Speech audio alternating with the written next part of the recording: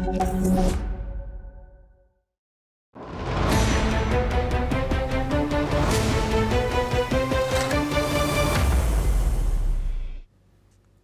back to NewsX World. I'm Pia and you're watching Focal Length, where we bring you key insights on international developments.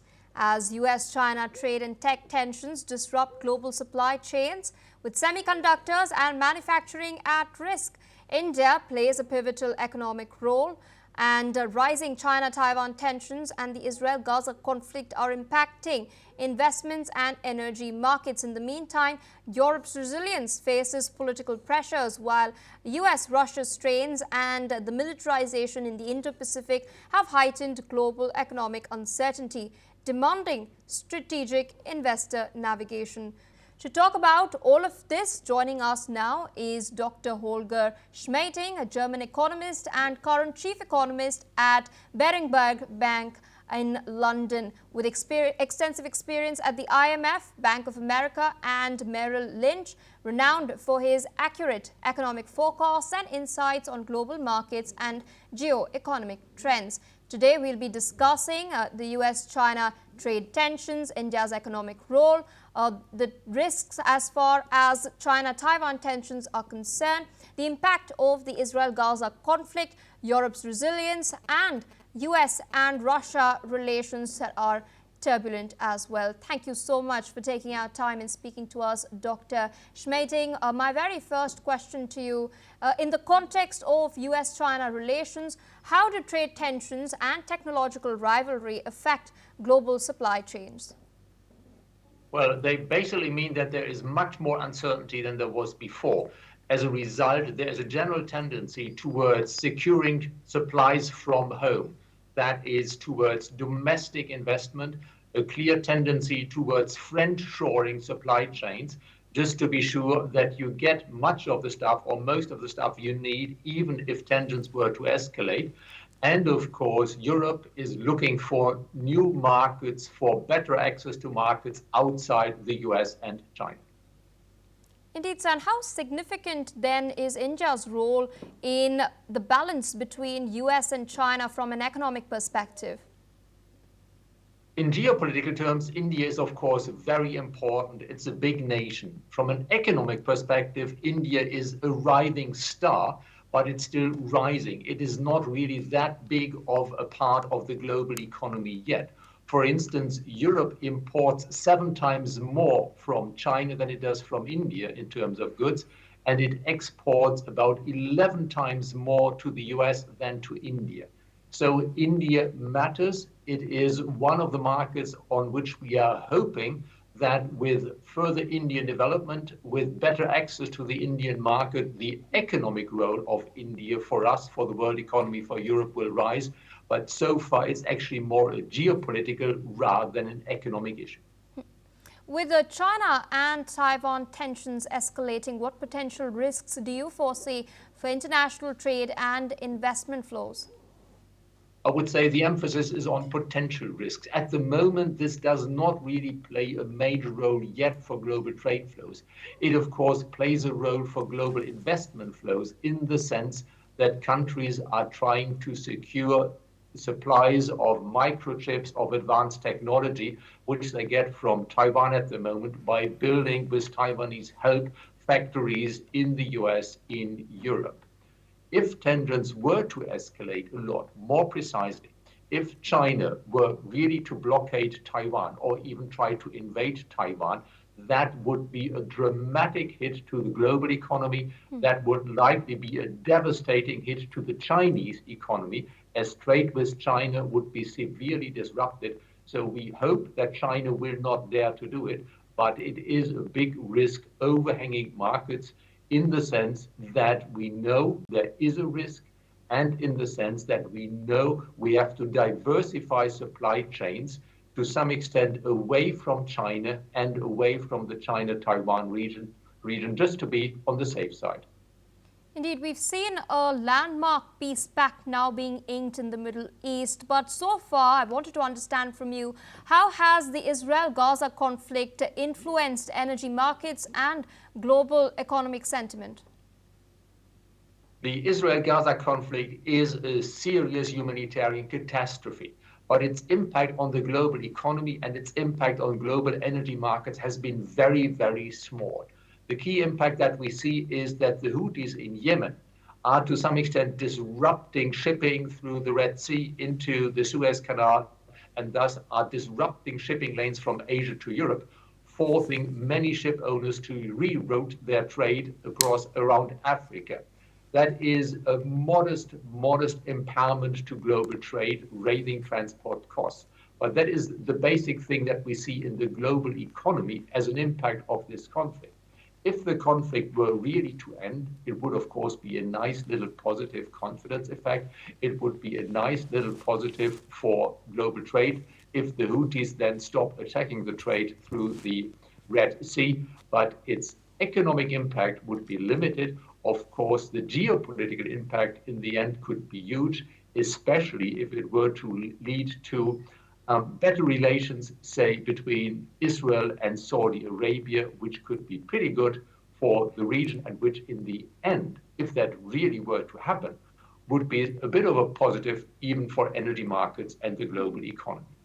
And so what's your view on the future of Europe in terms of economic resilience amid political and security challenges? Well, Europe faces a lot of serious challenges. So far this year, Europe has been actually remarkably resilient despite Trump, despite his tariff policies. So far, Europe seems to be on course for slightly more growth this year than last year. But the Chinese attempt to offload the results of their surplus, their industrial surpluses, onto global markets, onto European markets, the US tariffs, the global tensions do weigh on the economic outlook for Europe, and hence we need hopefully to see some easing of these tensions, such as Trump sticking to the trade deal with the EU, such as hopefully Trump not striking a deal with Russia over Ukraine at the expense of Europe. That is, we need to see a few positive things happening before we can be confident that Europe, which is somewhat resilient, will actually enjoy significantly better economic times next year. And what's your assessment of the current state of US-Russia relations and its impact on global economic stability, particularly energy supply chains? Well, US-Russian relations are bad, period. Trump has tried to improve them a lot, but Putin has refused to stop his war of aggression against Ukraine. That is, Trump has not gotten the deal out of Putin, which he was hoping for. As a result, relations are bad. If relations between the US and Russia were to improve, that is, if Putin finally stops his brutal aggression against Ukraine, that, of course, would be a modest positive for global markets. It would be a bit of a positive for the long-run outlook for energy, as the US could then invest in Russia and would probably help Russia to raise its supply of energy, of rare earth and other critical raw materials. But Europe would, under such circumstances, even if Putin stops his war against Ukraine, Europe would not go back to importing a lot of natural gas from Russia. We in Europe have learned a lesson. We shall not feed the Russian military machine because it's a grave threat to peace in Europe and beyond. And I wanted to understand from you, how might global capital markets react to the increasing militarization and geopolitical uncertainty in the Indo-Pacific region? Well, so far, we don't really see that much of rising tensions in the Indo-Pacific region. There is the threat that at some point in time, China may do something very nasty to Taiwan. Otherwise, what we see is that much of Asia is trying to find a balance between the US and China. So far, I would say this is not having a dramatic impact on capital flows beyond what we already discussed, namely a general tendency to make sure that your supplies are secure, that in case of a major conflict in the region, that is in case of China attacking Taiwan, that in that case we would not fall off the cliff, but that we would have more reliable local supplies, or at least more reliable supplies from friends that we can hopefully bank on. All right, sir, and from a geo-economic perspective, how important is international cooperation between US, EU and Asia?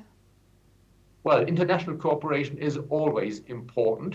And for Europe, as we do have the trade problems, the tariff problems with the US, increased cooperation, increased trade with Asia, especially non-Chinese Asia, would be a major, major positive. We are trying to go a bit that way.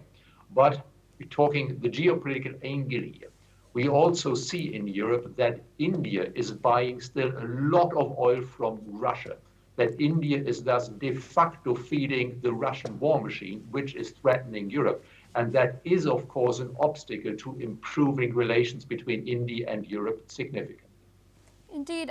You also pointed out that one of the hurdles is the protectionist stance that has been adopted by the Trump administration. In this context, what strategies should then investors adopt to navigate the complexities of today's geopolitical and economic landscape? Well, the basic advice for investors is hedge your bets. It's an uncertain world. Trump is always good for a surprise or bad for a surprise. You never quite know which way it's going. We have increasing protectionism, especially in the US. We have China, which is playing not always a friendly role in global markets by distorting competition with its huge subsidies and by making it still difficult for foreigners to sell more on the Chinese market. So the advice to investors is be broadly diversified. I would say in terms of exposure, be slightly overweight Europe and be overweight non-Chinese Asia, including India, because in the tensions between the US and China, in the sort of tensions that we also have between Europe and China over trade, in that non-Chinese Asia is, of course, an attractive alternative. All right, with that, I would like to thank you, Dr. Holger Schmieding, for sharing your insights on focal length with us. A pleasure. Thank you very much. With that, viewers, it's a wrap on this episode of Focal Length. For more international news and expert analysis, stay tuned on NewsX World.